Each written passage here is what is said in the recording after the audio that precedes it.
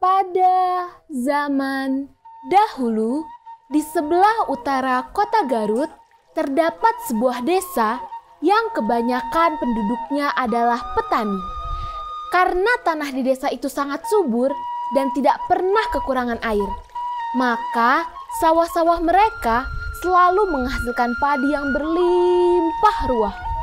Namun, meski begitu, para penduduk di desa itu tetap miskin kekurangan. Hal tersebut disebabkan oleh ulah seorang tengkulak bernama Nyai Bagendit. Hari masih sedikit gelap dan embun masih bergayut di dedaunan. Namun, para penduduk desa sudah bergegas menuju sawah mereka. Hari ini adalah hari panen. Mereka akan menuai padi yang sudah menguning dan menjualnya kepada Nyai Bagendit. Nyai Bagendit adalah orang terkaya di desa itu. Rumahnya mewah, lumbung padinya sangat luas karena harus cukup menampung padi yang dibelinya dari seluruh petani di desa itu. Iya, seluruh petani. Dan bukan dengan sukarela para petani itu menjual hasil panennya. Mereka terpaksa menjual semua hasil panen dengan harga murah karena tidak ingin mencari perkara dengan centeng-centeng suruhan wanita itu. Lalu, jika pasokan padi mereka habis, mereka harus membeli dari Nyai Bagendit dengan harga yang melambung tinggi.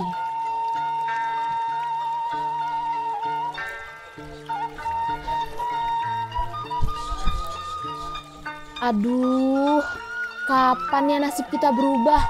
Tidak tahan saya hidup seperti ini. Kenapa ya Tuhan tidak menghukum selintah darat itu? Jangan keras-keras, nanti ada yang dengar. Kita mah harus sabar. Nanti juga akan ada pembalasan yang setimpal bagi orang yang suka berbuat aniaya pada orang lain. Tuhan tidak pernah tidur.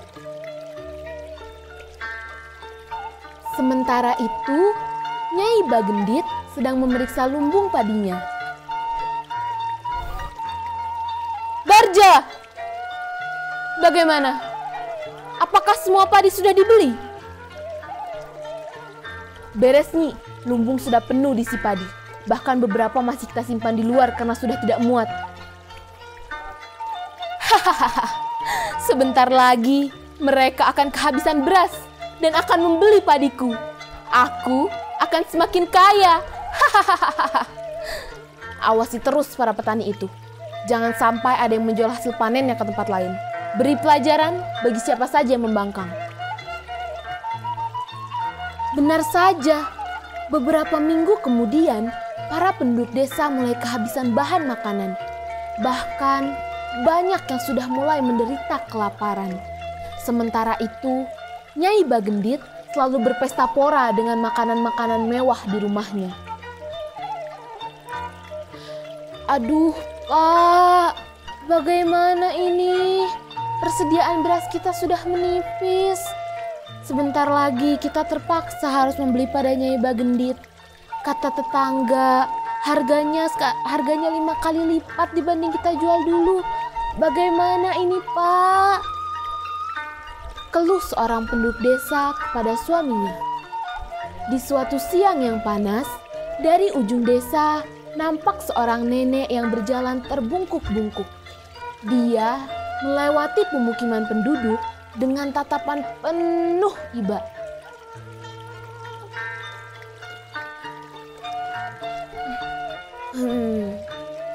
Kasihan para penduduk ini. Mereka menderita hanya karena kelakuan seorang saja. Sepertinya hal ini harus segera diakhiri. Pikir si nenek. Dia berjalan mendekati penduduk yang sedang menumbuk padi. Permisi, saya numpang tanya. Ya, Nek, ada apa ya? Di manakah saya bisa menemukan orang terkaya di desa ini? Oh, maksud nenek rumah Nyai Bagendit. Sudah dekat, Nek. Nenek tinggal lurus saja sampai ketemu pertigaan, lalu belok kiri. Nanti akan terlihat rumah yang sangat besar. Itulah rumahnya. Emangnya nenek ada perlu apa sama dia? Saya mau minta sedekah. Alah, Nek, percuma saja nenek minta sama dia.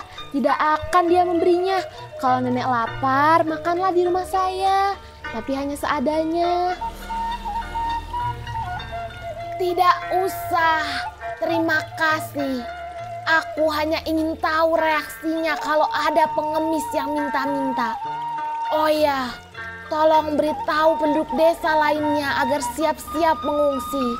Karena sebentar lagi akan ada banjir besar. Hah? Banjir besar? Nenek bercanda ya? Masa iya ada banjir di musim kemarau? Aku tidak bercanda. Aku adalah orang yang akan menghukum Nyai Bagendit. Oleh karena itu, segera mengungsilah. Bawalah barang berharga milik kalian. Setelah itu, si nenek pergi meninggalkan wanita tadi yang masih berdiri mematung. Nyai Endit sedang menikmati hidangan mewah di rumahnya. Begitu pula para centengnya. Si pengemis tiba di depan rumah dan langsung dihadang oleh para centeng. Hei pengemis tua, cepat pergi dari sini. Jangan sampai rumah ini kotor terinjak kakimu. Saya mau minta sedekah. Sudah 3 hari saya tidak makan. Mungkin ada sisa makanan yang bisa saya makan. Apa peduliku? Kalau mau makan ya beli. Gak usah minta. Sudah sana sebelum saya seret. Nyai Endit, keluarlah. Aku mau minta sedekah. Nyai Bagendit. Para centeng-centeng berusaha menyeret si nenek yang terus berteriak-teriak, tetapi tidak berhasil. Aduh, siapa sih yang berteriak-teriak di luar? Mengganggu orang makan saja. Hei, siapa kamu nenek tua? Kenapa berteriak-teriak di depan rumah orang? Saya mau minta sedekah. Sudah 3 hari saya tidak makan. Tidak ada makanan di sini. Cepat pergi, nanti rumahku kotor. Namun, sang nenek bukannya pergi, tapi justru menancapkan tongkatnya ke tanah. Lalu, memandang Nyai Endit dengan penuh kemarahan. Bagendit, selama ini Tuhan memberimu rezeki berlimpah, tapi kau kikir, kau tidak bersyukur.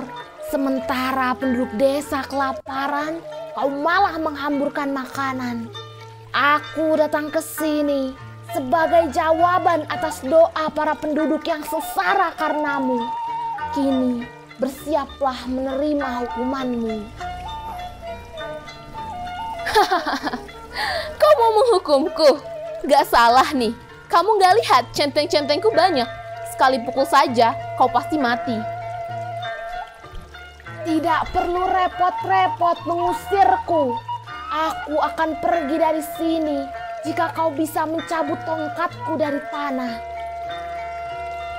Dasar nenek gila, apa susahnya mencabut tongkat? Tanpa tenaga pun aku bisa. Lalu Nyai Endit mencoba mencabut tongkat itu dengan satu tangannya. Hup.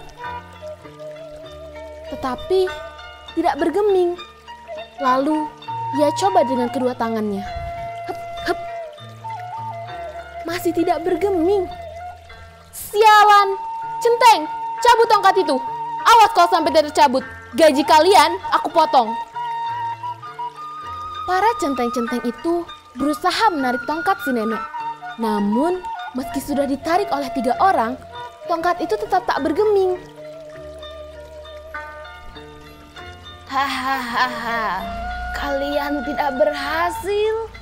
Ternyata tenaga kalian tidak seberapa. Lihat, aku akan mencabut tongkat ini.